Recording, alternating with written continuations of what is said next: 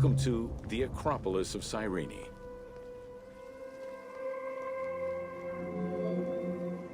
Located on the western edge of the city, Cyrene's Acropolis was smaller than the one in Athens, though its high vantage point provided protection for the city.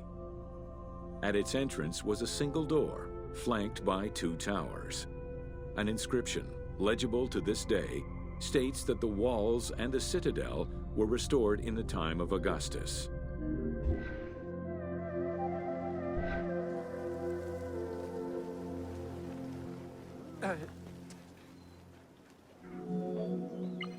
A number of statuettes have been excavated from the site, including one of Berenice, the daughter of Magus, the king of Cyrene, and half-brother of Ptolemy II. At the northeast tower, there is a sanctuary consisting of two small temples with a vestibule and an altar believed to be that of Serapis and Isis. When the temples were excavated, archaeologists found traces of fire damage. However, there are no indications as to when this fire occurred.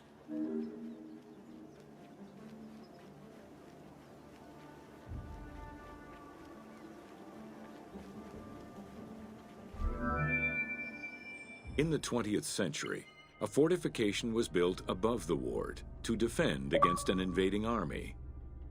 It covered the ancient remains of nearby Roman houses entirely, and archaeologists have yet to fully excavate them.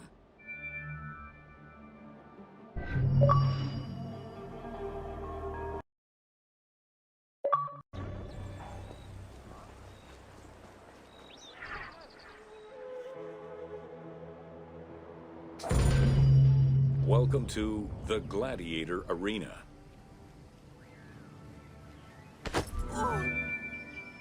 While gladiators would not perform in Cyrene until later in the Roman era, the team decided to include a gladiatorial arena for two reasons.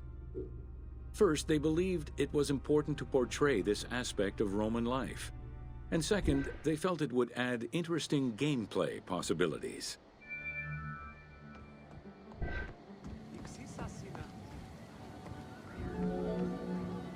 The first gladiators to enter the arena were prisoners of war. It was a spectacle of violent clashes between men and against wild beasts that lasted nearly 1,000 years.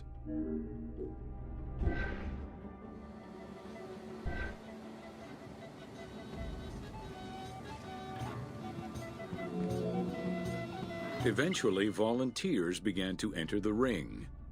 For status and money, many of the more skilled combatants increased the quality of the entertainment. Thus, the profession of gladiator came to be. Bound by contract to the master of the gladiators, the fighters were fed, trained, and guarded in barracks.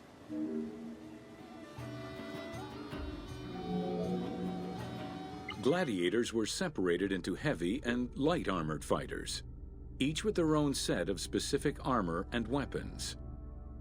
Organizers often had two audience-favored factions face each other in combat.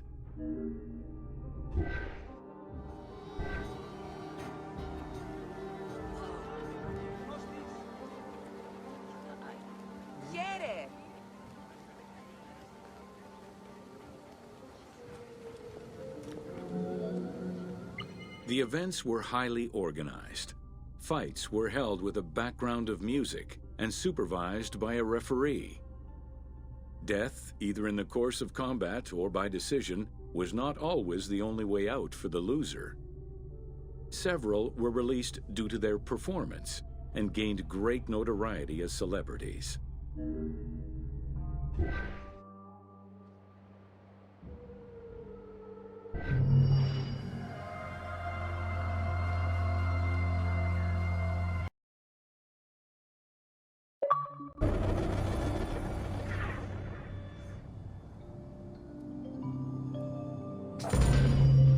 Welcome to The Origin of the Pyramid. The origin of the word pyramid is controversial. Most believe that it originates with the Greek word pyramis, which referred to a bread of conical shape. Life and death in ancient Egypt were modeled on the cycle of the sun. The perfect shape of the smooth-faced pyramid became associated with the metaphor of the pharaoh transformed into one of the sun's rays in death. Pyramids represented the Benben, the primordial mound of the Heliopolitan creation myth. These stories permeated every aspect of Egyptian life to a greater or lesser extent.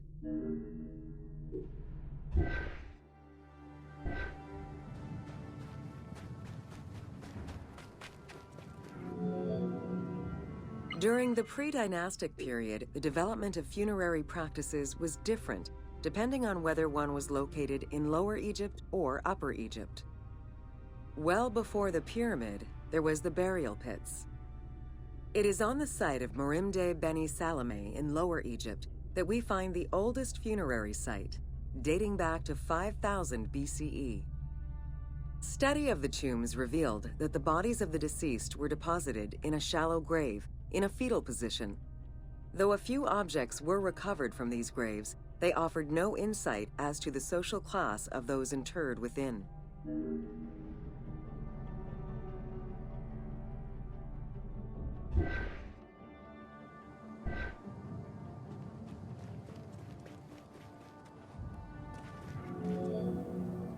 In Upper Egypt, pre-dynastic practices are easier to study, but reveal more complex funerary rites. They are divided into two cultural phases, Badarian and Nagada.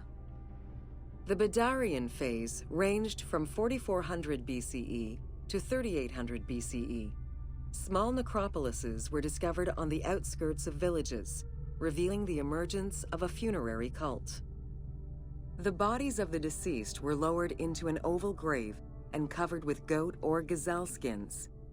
Items needed in everyday life were added alongside the body.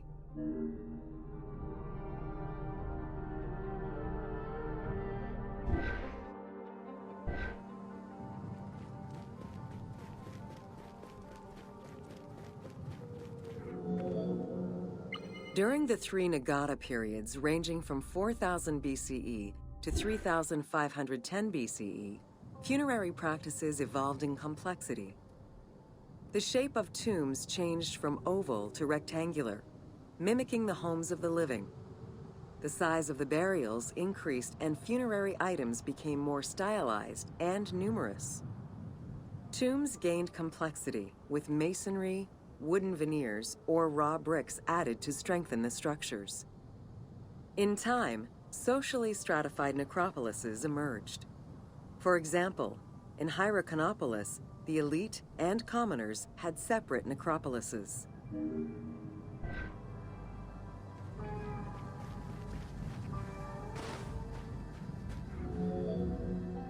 The term mastaba, meaning massive bench in dialectal Arabic, refers to a form of funerary architecture that was present in Egypt from the Archaic period to the Middle Kingdom.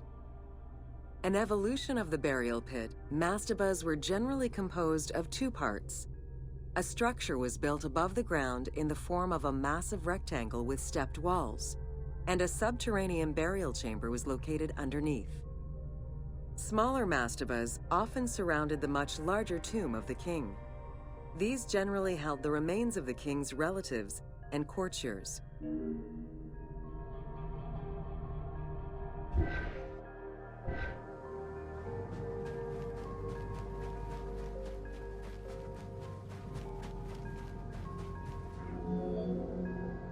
The arrangement of the substructure of the mastaba evolved during the course of the Old Kingdom.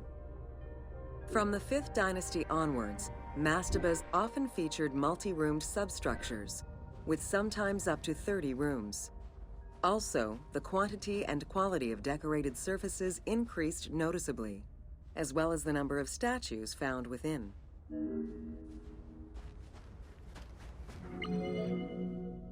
The 6th dynasty would see art used to its utmost.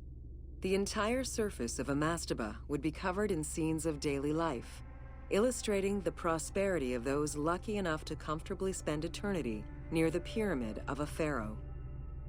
The best example of this type of mastaba is the tomb of Mereruka in Saqqara.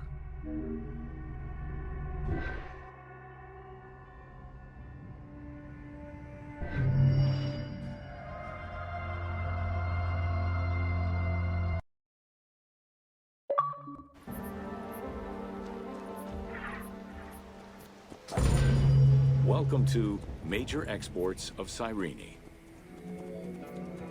Cyrene's main source of economic wealth was in the cultivation and export of poppies and silphium. Though the opium oil from the poppies was also an export, little is known about this crop. Information about the cultivation of silphium, however, is more accessible to us.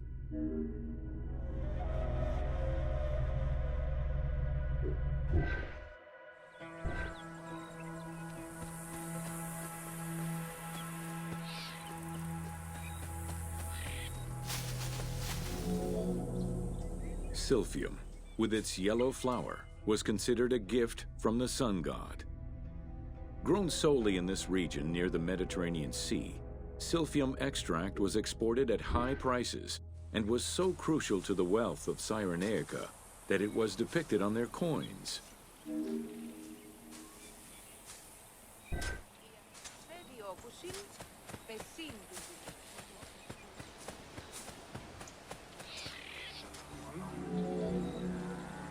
Silphium's roots produced a resin used by both the Greeks and Romans in medicines intended to cure cough, fever, indigestion, and many other ailments. It was also used as a contraceptive. In a compilation of culinary recipes from the 4th century BCE, the herb is mentioned in various recipes, including a flamingo dish.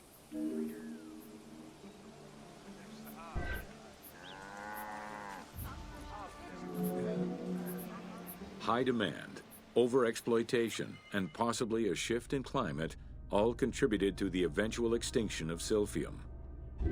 The last mention of it dates from the 4th century CE, and to this day, no traces of this plant have been identified.